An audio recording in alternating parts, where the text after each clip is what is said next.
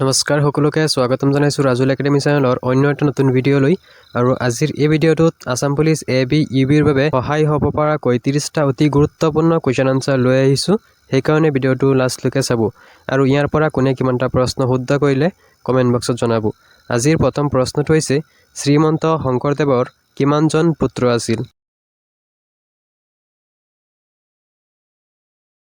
আৰু ইয়াৰ right answer হ'ব অপশ্যন এ 3জন শংকৰদেৱৰ 3জন পুত্ৰ আছিল ৰামানন্দ কমলোচন আৰু হৰিচৰণ ইয়াৰ পিছৰ প্ৰশ্নটো হৈছে 2011 চনৰ লোকপিয়ল অনুসৰি অসমৰ কোন জিলাত সাক্ষৰতাৰ হাৰ আটাইতকৈ বেছি আৰু ইয়াৰ ৰাইট আনসাৰ হ'ব অপশ্যন সি কামৰূপ মহানগৰ 2011 চনৰ লোকপিয়ল অনুসৰি অসমৰ কামৰূপ মহানগৰ জিলাত সাক্ষৰতাৰ হাৰ আটাইতকৈ বেছি কামৰূপ মহানগৰৰ সাক্ষৰতাৰ হাৰ হৈছে 88.71% আৰু আটাইতকৈ কম সাক্ষৰতাৰ জিলা হৈছে ধুবুৰীৰ সাক্ষৰতাৰ হাৰ হৈছে 58.34%। ইয়াৰ পিছৰ প্ৰশ্নটো হৈছে প্ৰথম অসমীয়া আলোচনী অৰুণোদয় কেতিয়া প্ৰকাশ পাইছিল ইয়াৰ ৰাইট আনসাৰ হ'ব অপশ্যন ডি 1846 চনত প্ৰথম অসমীয়া আলোচনী অৰুণোদয় 1846 চনৰ জানুৱাৰী মাহত শিৱসাগৰৰ মিছন প্ৰেছৰ পৰা প্ৰকাশ পায় ইয়াৰ পিছৰ প্ৰশ্নটো হৈছে শৰাইঘাটৰ যুদ্ধ কেতিয়া হৈছিল ইয়াৰ ৰাইট আনসাৰ হ'ব অপশ্যন এ 1671 চনত ইয়াৰ পিছৰ প্ৰশ্নটো হৈছে অসমৰ কোন জিলাত বনাঞ্চলৰ সৰ্বাধিক ঘনত্ব দেখা যায় ইয়াৰ ৰাইট আনসাৰ হ'ব অপশ্যন এ কাৰ্বি আংলং জিলা ইয়াৰ পিছৰ প্ৰশ্নটো হৈছে প্ৰতিমা বৰুৱা পাণ্ডে নিম্নলিখিত কোনটোৰ বাবে সৰ্বাধিক জনাজাত আৰু ইয়াৰ ৰাইট আনসাৰটো হ'ব অপশ্যন সি গোৱালপৰীয়া লোকগীত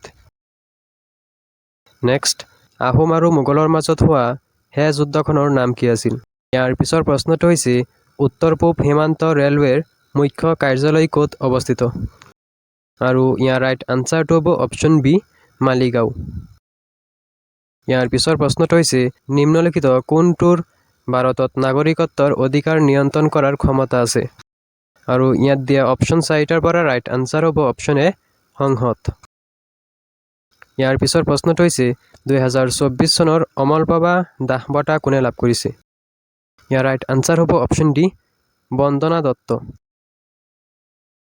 ইয়াৰ পিছৰ প্ৰশ্নটো হৈছে ভাৰতৰ কোনখন ৰাজ্যত সৰ্বাধিক সংখ্যক ৰাষ্ট্ৰীয় উদ্যান আছে ইয়াৰ ৰাইট আনসাৰ হ'ব অপশ্যন সি মধ্যপ্ৰদেশ নেক্সট কোনটো জাতীয় আন্দোলনত কনকলতা বৰুৱা শ্বহীদ হৈছিল আৰু ইয়াত দিয়া অপশ্যন 4টাৰ পৰা ৰাইট আনসাৰটো হ'ব অপশ্যন ডি ভাৰত ত্যাগ আন্দোলন ইয়াৰ পিছৰ প্ৰশ্নটো হৈছে বিশ্বৰ আটাইতকৈ ডাঙৰ মহাদেশ কোনটো ইয়াৰ ৰাইট আনসাৰ হ'ব অপশ্যন এ এছিয়া বিশ্বৰ আটাইতকৈ ডাঙৰ মহাদেশটো হৈছে এছিয়া মহাদেশ ইয়াৰ পিছৰ প্ৰশ্নটো সুধিছে অসম সাহিত্য সভাৰ প্ৰথম অধিৱেশনখন কিমান চনত হৈছিল ইয়াৰ ৰাইট আনসাৰ হ'ব অপশ্যন বি 1917 চনত ইয়াৰ পিছৰ প্ৰশ্নটো হৈছে ইন্দিৰা গান্ধীৰ সমাধিস্থলক কি বুলি জনা যায় ইয়াৰ ৰাইট আনসাৰ হ'ব অপশ্যন বি শান্তিস্থল ইয়াৰ পিছৰ প্ৰশ্নটো হৈছে ইটালীৰ ৰাজধানী কি আৰু ৰাইট আনসাৰ হ'ব অপশ্যন সি ৰোম ইটালীৰ ৰাজধানী হৈছে ৰোম নেক্সট ফ্ৰান্সৰ ৰাজধানী কি right answer option D Paris ফ্ৰান্সৰ ৰাজধানী হৈছে পেৰিছ নেক্সট ৰামানুজন বঁটা তলৰ কোনটো বিষয়ৰ লগত জড়িত ইয়াৰ ৰাইট আনসাৰ হ'ব অপশ্যন ডি গণিত নেক্সট ব্ৰিটিছ চৰকাৰৰ পৰা ছাৰ উপাধি লাভ কৰা